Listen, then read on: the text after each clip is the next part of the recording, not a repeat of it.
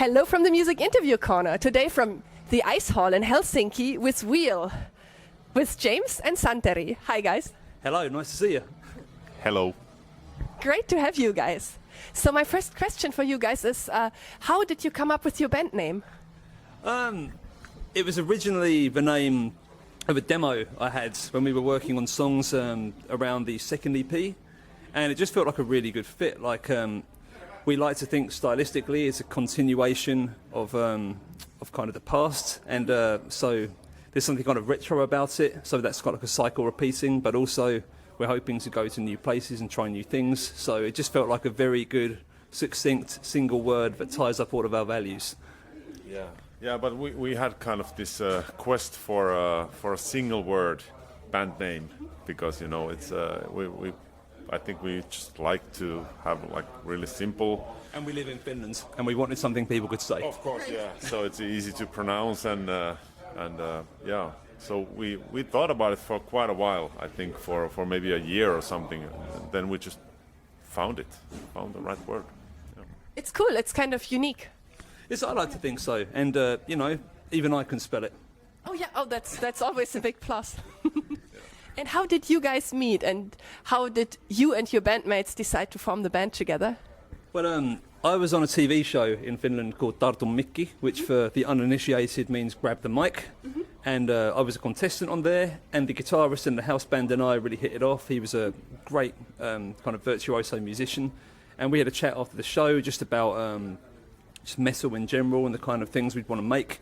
And he was really into it. I had these demos from when I was a student many years ago, which I showed him, and the plan was I was going to write music, he was going to find a band, and he ended up finding Santeri and the other original members of the band, and we just hit it off and never really looked back. I mean, I don't know when it became kind of so serious, because at least at first it was just we want to record some stuff and see how it sounds, and literally our first demo ended up getting remixed into our first release, so it was kind of an accident, but a happy one. A really cool accident. Yeah, it was. It kind of happened quite quick, actually. I think pretty soon we realized that, hey, we have something here. It makes a lot of sense to do this music with this band. And maybe a year after we started, we started taking it quite serious and really started to build the thing. And speaking of serious, you just signed worldwide with InsideOutMusic. How does that feel? Yeah, please do. It feels great. I mentioned you would say that, yeah. It's bizarre. I mean, I know it sounds like a strange thing to say, because I guess on paper it looks like we're doing all these wonderful things, like going to the US for the first time earlier this year. But it's still strange to me how seriously people are taking the band, because of course we see everything that happens behind the scenes, so it feels a lot more human than maybe it looks to the public. But yeah, we love the label. They've got lots of bands we like, and the staff there, like Thomas, the label owner, he's really into the group, and he's had some nothing but positive things to say about it. And Freddie, our kind of day-to-day manager, he's also had a million great ideas. So yeah, it feels like the right place for us. Yeah, it feels like it's the right move. It's the right timing for us to sign like a bigger deal, and it feels like also the other bands on the label are kind of in the same genre, and it feels like a good fit. Yeah. Congratulations on that. Thank you. And you just mentioned that you were on a big US tour for the first time with APOCALYPTICA and LEPROUS, right? How was that? It exceeded all of our expectations. I mean, we did it in a van, which every band we spoke to said, oh, it's going to be really hard. Don't do it in a van. That's really difficult. And I mean, yeah, we were a bit tired, but to be honest, it was fine. Like the shows were great. People were really into it. I was kind of surprised, how good the audience reactions were at literally every gig.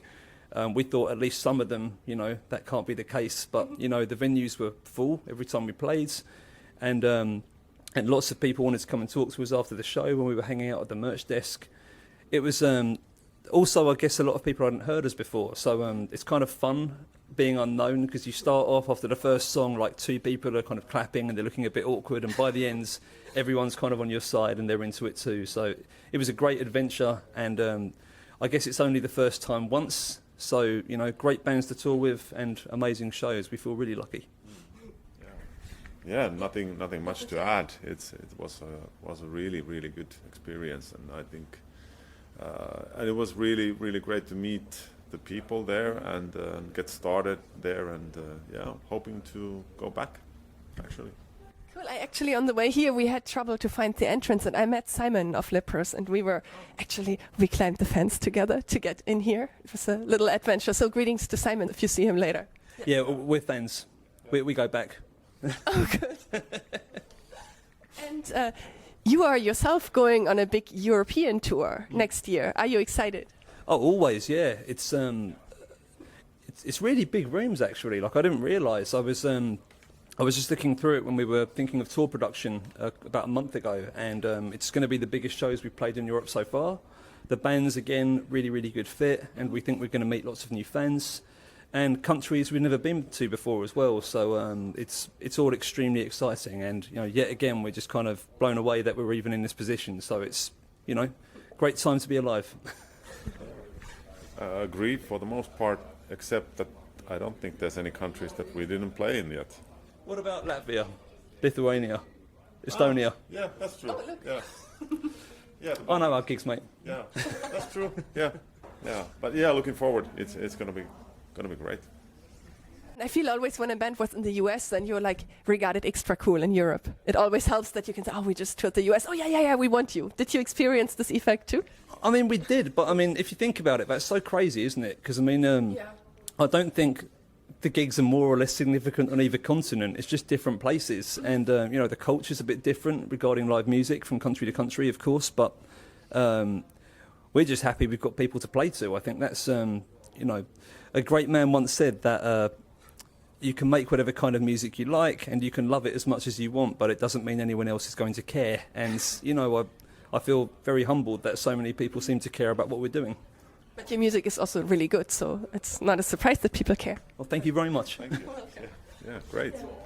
Yeah, I think it goes like that for many bands. I don't know if it's especially Finnish bands, but or just or for many European bands overall. But going to the States and kind of making something happen in there, it is. You come back kind of stronger, and people, you know, take you more seriously after that. So yeah, I think it works like that. Oh yeah, and I wanted to talk about your albums. So your band released 2 albums so far. You had Moving Backwards in 2019, and last year you released Resident Human, because you said just like we see the human side. And now you just released another EP. It's called Rumination, and the first single of Rumination was called Blood Drinker. And I was wondering, what was the inspiration for the song Blood Drinker? That's a great question. So my wife makes true crime content on YouTube for her job, and we talk a lot about these cases at home. And I always think it's so interesting how these killers gain this almost godlike fame and popularity and notoriety, which even now, you know, there's been a lot of controversy this week because Casey Anthony is getting this documentary made about her. And again, I've got some pretty strong opinions about her role in what happened to her daughter, but I'll keep those to myself. I think you know what they are. But your wife is going to cover it on her channel? I think she's already covered that one. But basically, they gain this notoriety, and the victims, their names kind of disappear. And it's, you know, it's not like anyone is doing this deliberately. It's a social phenomenon, and I think people are kind of morbidly fascinated by these cases.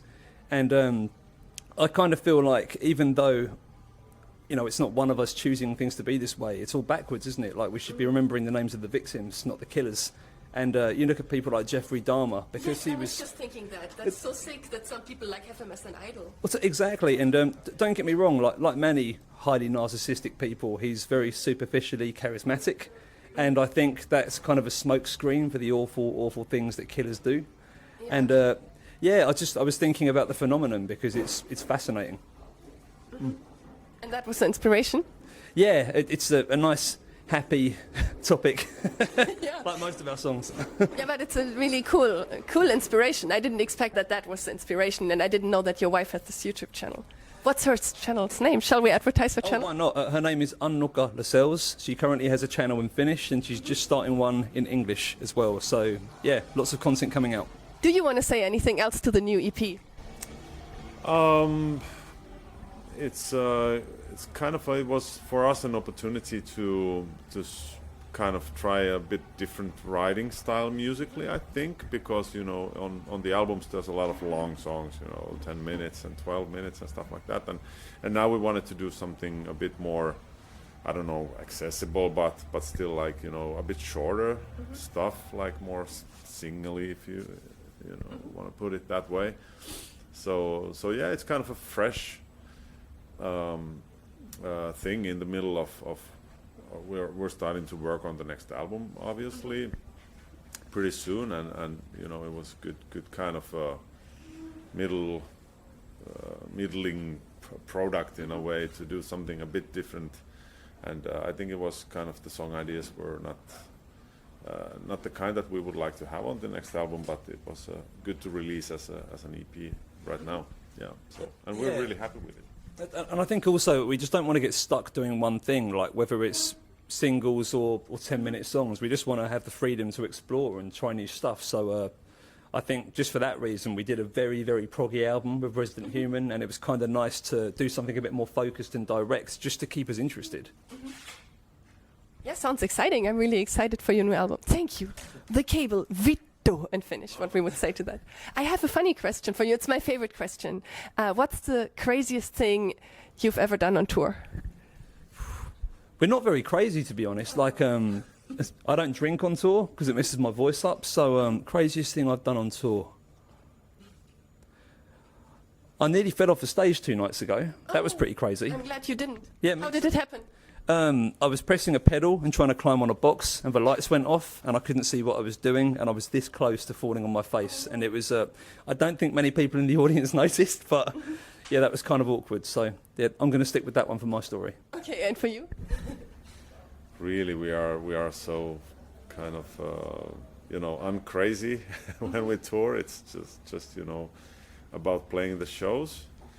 And I think this would be a question for our bassist Aki. He's the crazy one. He does some funny shit here and there. So yeah, next time you can bring him for the interview for this part. Yeah, we should, just for this question. We will remember that. But yeah, really, nothing comes to mind actually. I know it's boring, but do you know what? I've got one. It's before Wheel though. So when I was about 18, I was playing a gig with a band a long time ago in a place called Hitchin in the UK. And there was a woman in the audience who thought it would be really funny to pull my jeans down. Oh no, on stage? Yeah. Oh, no. So she did it, but everything came down. Oh, no. And all I'm going to... I mean, you could see everything, but I finished the song before I pulled them back up. And after that, I've never been nervous on stage. Oh, good. Like, at least something good came from it. Yeah, it was a surprisingly useful experience, although at the time it was pretty terrible. So there you go. Is there anything else you want to say to your fans? Just thank you for caring. We really appreciate you. And come to a show and buy merch. Buy lots of merch. And keep it wheel. Then, yes, thank you so much, James and Santeri. And goodbye from the Music Interview Corner.